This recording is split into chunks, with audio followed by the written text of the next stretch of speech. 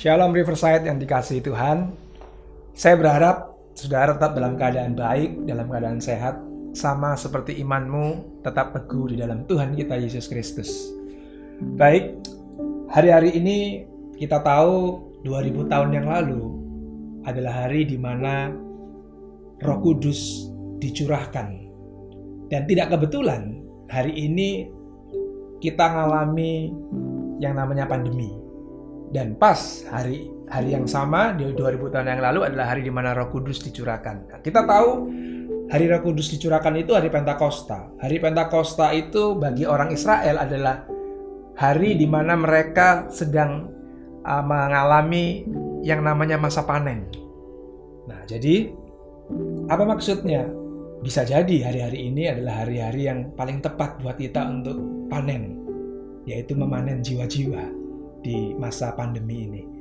Untuk itu pastikan kita semua mengerti apa yang dikatakan Tuhan Yesus di kitab Kisah Para Rasul 1 ayat 6-8. Saya akan bacakan buat saudara semua. Maka bertanyalah mereka, yaitu murid-murid ini ya, yang berkumpul di situ, Tuhan, maukah engkau pada masa ini memulihkan kerajaan bagi Israel? Kita tahu pada zaman Tuhan Yesus, bangsa Israel sedang dalam penjajahan Kekaisaran Romawi. Maka itu mereka ingin dipulihkan kondisi penjajahan itu, ya.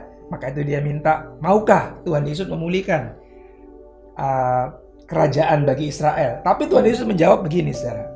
Engkau tidak perlu mengetahui masa dan waktu yang ditetapkan Bapa sendiri menurut kuasanya. Tetapi kamu akan menerima kuasa kalau Roh Kudus turun ke atas kamu, dan kamu akan menjadi saksiku di Yerusalem dan di seluruh Yudea dan Samaria dan sampai ke ujung bumi. Ada satu statement yang luar biasa dari Tuhan Yesus yang mungkin hari-hari ini nggak sering dibicarakan. Apa itu? Dikatakan kamu akan menerima kuasa kalau Roh Kudus turun ke atas kamu. Berarti kalau Roh Kudus belum turun ke atas saudara, saudara belum terima kuasa. Saudara sudah terima keselamatan? Sudah, karena sudah percaya Tuhan Yesus. Tapi kuasa tunggu dulu. Nah, saya mau kasih sedikit pelajaran tentang Roh Kudus ya. Kuasa yang dimaksud oleh Tuhan Yesus di sini di dalam bahasa Greek atau bahasa asli penulisan Alkitab, yaitu bahasa Yunani, yaitu dunamis. Kita tahu kan? Dari kata dunamis muncul dua kata. Kata pertama adalah dynamite, yaitu dinamit. Apa itu? Kita tahu, bahan peledak. Jadi kuasa yang pertama adalah kuasa yang sanggup meledakkan, seperti dinamit. Apa yang akan diledakkan? Tentu saja kuasa roh jahat. Ya. Yang kedua, kuasa yang kata dunamis yang kedua, dari kata dunamis muncul kata dynamo atau dinamo. Sudah tahu dinamo? Nah, kalau saya tahu. Kenapa? Waktu saya masih mungkin usia 10-11 tahun, kita dulu suka outdoor ya, karena belum ada gadget waktu itu. Kita bersepeda, saudara. Permainan kita adalah naik sepeda waktu itu. Dan kalau malam hari kan gelap. Di ban sepeda itu biasanya ada, zaman dulu nggak tahu sekarang ada nggak, ada sebuah kayak botol kecil begitu yang tutupnya bisa diputar. Nah, waktu botol, alat yang seperti botol itu ditempelkan di sepeda, tutupnya itu ikut seperti roda ban kita, berputar dia. Lah waktu tutupnya itu berputar, sudah tahu, menghasilkan listrik, yang akhirnya listrik itu bisa menyalakan lampu di sepeda. Nah, alat kecil botol yang ditempelin di ban itulah yang disebut dinamo. Jadi kata yang kedua, dynamo itu maksudnya apa? Kuasa Roh Kudus yang ada dalam kita maksudnya adalah kuasa yang sanggup memancarkan sinar atau terang dalam kehidupan kita. Ya, oke. Jadi pelajaran pertama yang harus kita mengerti adalah gini. Tanpa Roh Kudus, kata Tuhan Yesus loh ini ya, kesaksian kita tidak memiliki kuasa. Maka itu jangan heran, saya masih ingat di kitab Matius 17, ya, ada murid-murid waktu itu dimintain tolong oleh penduduk. Ada seorang anak muda yang sakit ayan. Murid-murid Tuhan Yesus dipanggil untuk mendoakan. Apa yang terjadi? Tidak terjadi apa-apa. Tidak terjadi mujizat, tidak terjadi kesembuhan. Dan ternyata kenapa anak muda itu sakit ayan? Ternyata dia dirasuk oleh roh jahat. Nah, bahkan murid-murid waktu itu tidak punya kuasa untuk mengusir roh jahat. Kenapa? Sebab masih ada Tuhan Yesus hari itu. Roh Kudus belum dicurahkan hari itu. Nah, hari ini beda. Betul kan? Waktu Roh Kudus, waktu Tuhan Yesus naik ke surga, dia katakan dia akan mengirimkan Roh Kudus. Nah, maka itu dia berjanji kepada murid-murid, jangan pergi dulu. Jangan kemana-mana dulu sampai Roh Kudus dicurahkan atas hidupmu, baru jadi saksi. Karena tanpa Roh Kudus, kesaksian kita tidak ada kuasanya. Jadi yang pertama, kalau kita disertai Roh Kudus, kalau ada Roh Kudus dalam kita, yang pertama, kehidupan kita yang menjadi saksi ini disertai oleh mujizat. Bahkan setan-setan takluk di bawah kaki kita waktu ada Roh Kudus dalam kita. Kita punya kuasa, punya otoritas untuk mengusir kuasa-kuasa gelap. Penyakit-penyakit yang diakibatkan oleh kuasa gelap bisa sembuh seketika. Kemudian yang kedua tadi saya katakan, itulah kuasa yang disebut dinamit. Kuasa yang meledakkan pekerjaan si iblis, meledakkan pekerjaan daripada kuasa gelap. Kemudian yang kedua tadi saya katakan, jadi dinamo. Jadi alat yang bisa membuat kita memancarkan cahaya. Apa maksudnya? Roh Kudus dalam kita bisa memberikan sebuah kemampuan untuk kita bisa hidup benar. Hidup benar itulah sebenarnya, saudara. Seperti cahaya di tengah-tengah kegelapan. Ya, jadi saudara harus tahu, itulah Roh Kudus. Tanpa Roh Kudus kita memang sulit untuk bisa hidup benar. Kemudian yang ketiga, yang luar biasa, bahkan kita bisa bertahan di tengah-tengah kesulitan apapun. Oke, sebelum saya lupa, ayatnya ada nggak Pak? Oh iya, dalam Yohanes 14 ayat 26 dikatakan begini, saya mau bacakan ya. Tetapi penghibur, yaitu Roh Kudus, yang akan diutus oleh Bapa dalam namaku, dialah yang akan mengajarkan segala sesuatu kepadamu, dan akan mengingatkan kamu akan semua yang telah kunyatakan kepadamu. Bagaimana kita bisa hidup benar dengan dipenuhi Roh Kudus? Saya mau kasih tahu ya. Waktu saudara terima Tuhan Yesus, saudara nggak langsung tiba-tiba jadi tidak kepingin melakukan hal-hal yang jahat. Saudara nggak langsung tiba-tiba bisa tidak lagi ingin untuk berbohong, untuk menggosip, untuk melakukan hal-hal yang tidak benar. Tidak. Sebab kita masih hidup dalam darah dan daging. Ya. Kita masih kadang-kadang terpancing, masih ingin melakukan hal-hal yang tidak berkenan kepada Tuhan. Tetapi ingat dikatakan, Roh Kudus yang diutus kepada Bapa yang ada dalam kita hari ini, Dia yang akan mengajarkan segala sesuatu kepadamu dan akan mengingatkan kamu akan semua yang telah kukatakan.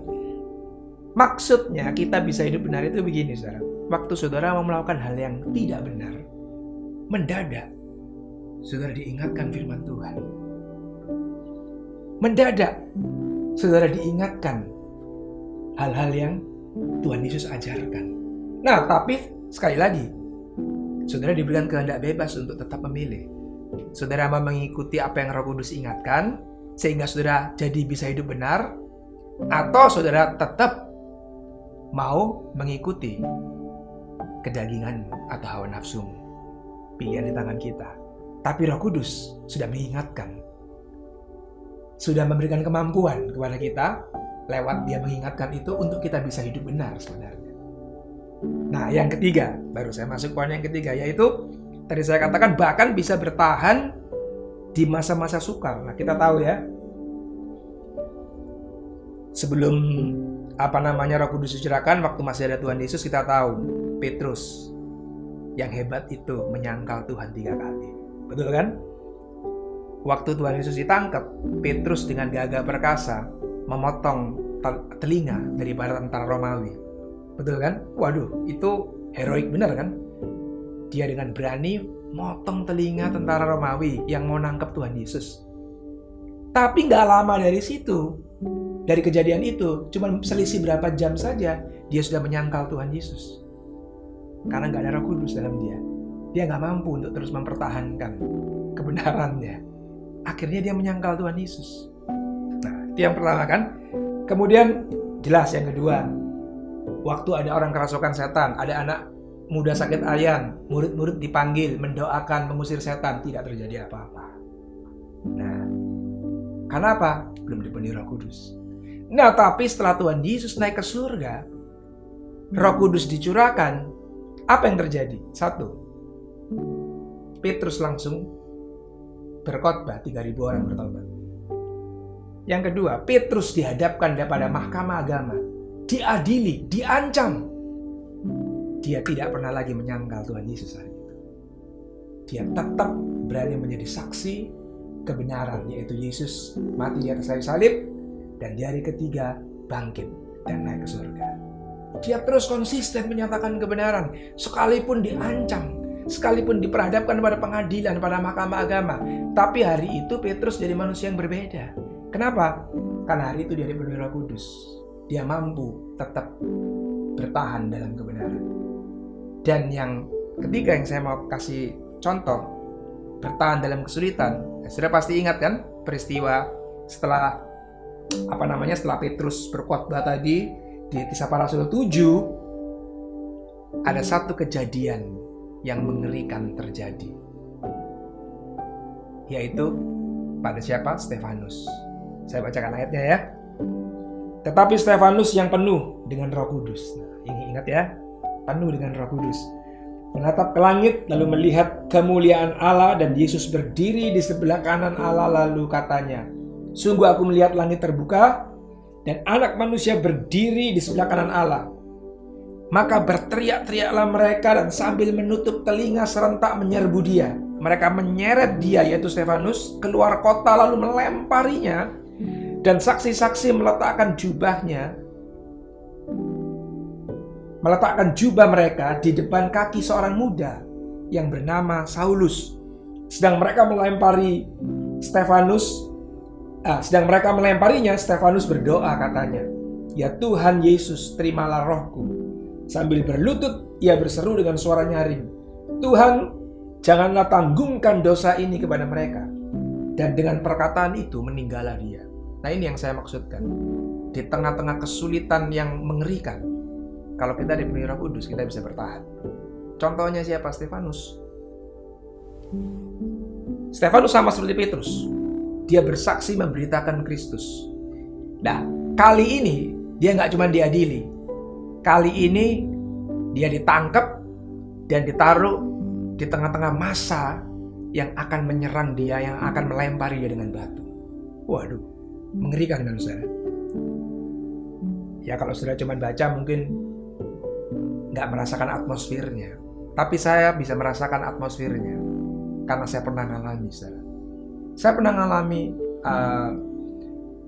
ada di tengah-tengah sebuah kerusuhan. Waktu itu rakyat sedang demo protes kepada pemerintah. Nah, saya waktu itu pulang kantor, melewati di mana aksi demo sedang terjadi. Itu yang demo tidak menyerang saya, dia menyerang pemerintah. Dia merusak aset pemerintah, dia membakar kantor-kantor pemerintahan waktu itu.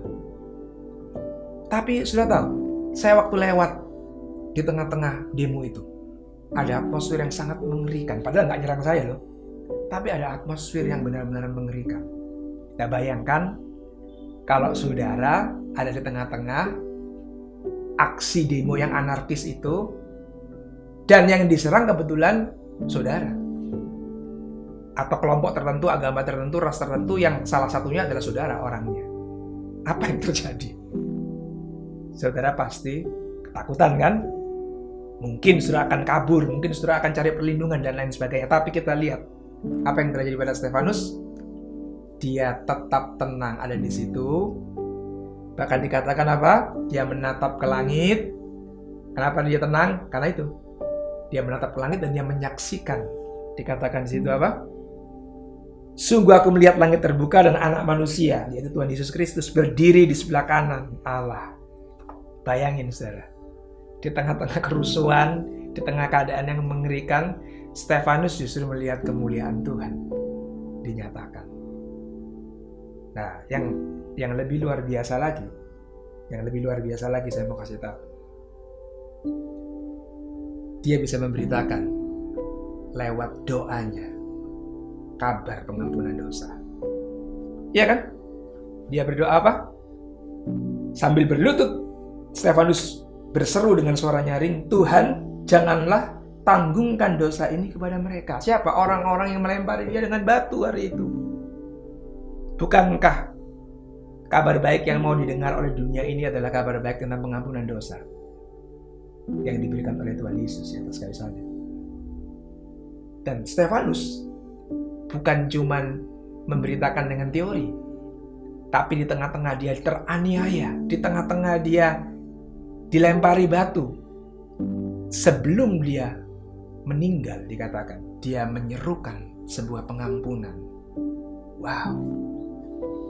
Hasilnya apa saudara? Hasilnya adalah Paulus. Iya kan tadi dikatakan waktu jubahnya dibuka diletakkan di kaki seorang pemuda bernama Saulus. Dan saya tahu waktu dia mengucapkan pengampunan, hari itu Saulus sudah dijamah sebenarnya. Tapi dia gak langsung bertobat hari itu sih. Tapi tidak lama kemudian, kita tahu ceritanya di Kisah Para Rasul berikutnya, Saulus berjumpa dengan Tuhan Yesus. Dia menyerahkan hidupnya jadi orang percaya, dan kita tahu dia jadi rasul yang menulis kitab dalam Perjanjian Baru. Nah, itu hasilnya saudara. Jadi pastikan kau dipenuhi oleh Roh Kudus. Kenapa? Karena memang Roh Kudus itu diberikan buat saudara. Karena Tuhan itu tahu kita gak mungkin sanggup untuk hidup benar, untuk melewati masa-masa yang sulit, untuk bisa menanggung masa-masa yang makin hari makin mendekati akhir zaman itu semakin sulit dikatakan. Kita gak mungkin sanggup menanggungnya sendiri. Kita gak mungkin bisa jadi terang, bisa menjadi saksi yang efektif.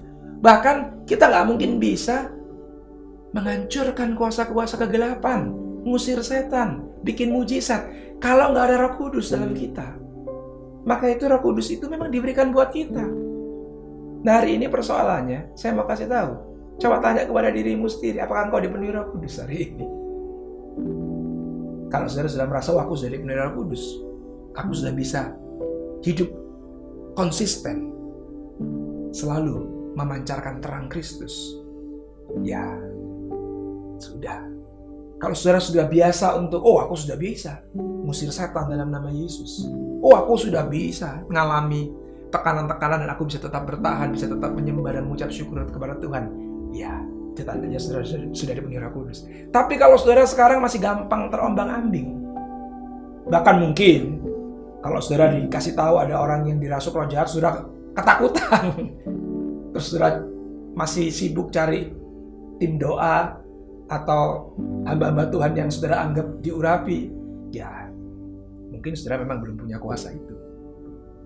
Nah hari ini kabar baik buat saudara.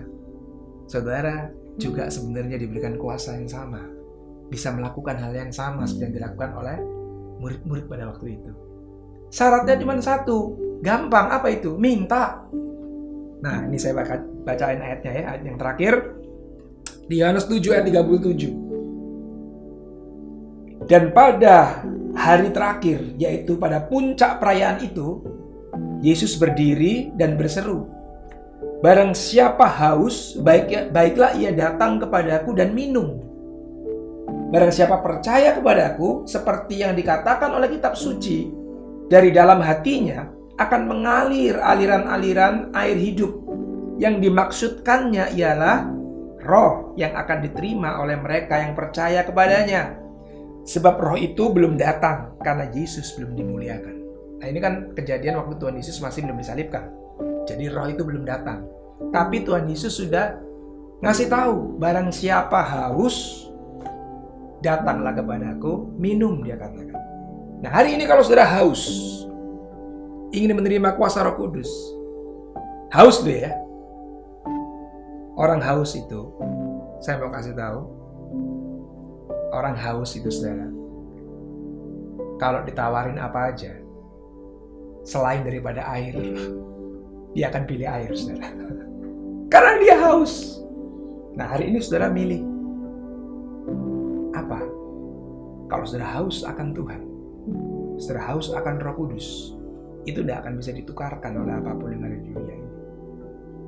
Ya, nah syaratnya cuma satu, milikilah sebuah kehausan akan pribadi daripada Allah itu sendiri, yaitu Roh Kudus.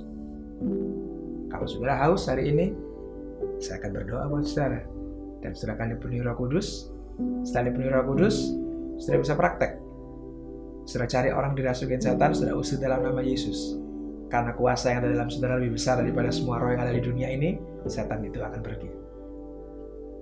Betul kan?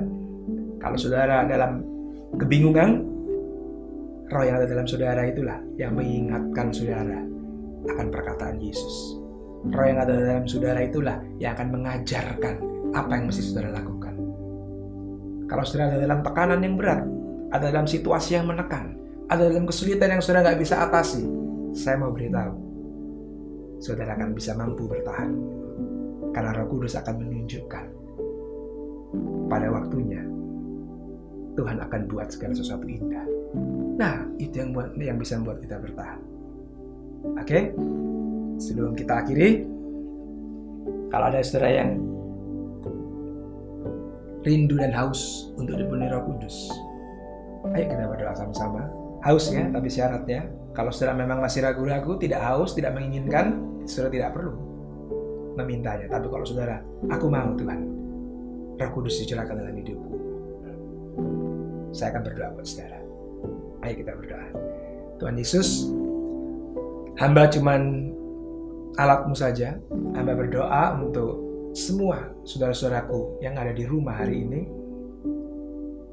yang haus dan rindu akan roh-Mu itu dicurahkan dalam hidup mereka, untuk menuntun mereka, untuk memberikan kuasa, untuk memberikan kemampuan, untuk mereka bisa terus menjadi saksi-Mu yang efektif, yang penuh dengan kuasa. Hari ini hamba-Mu berdoa, kiranya Engkau curahkan Roh Kudus-Mu dalam mereka. Penuhi hidup mereka dengan Roh Kudus, penuhi hidup mereka dengan Roh-Mu, supaya setiap langkahnya boleh benar-benar memuliakan nama Tuhan. Mulai hari ini sampai Tuhan Yesus datang kembali menjemput kita. Di dalam nama Tuhan Yesus Kristus. Haleluya. Amin. Tuhan memberkati saudara semua.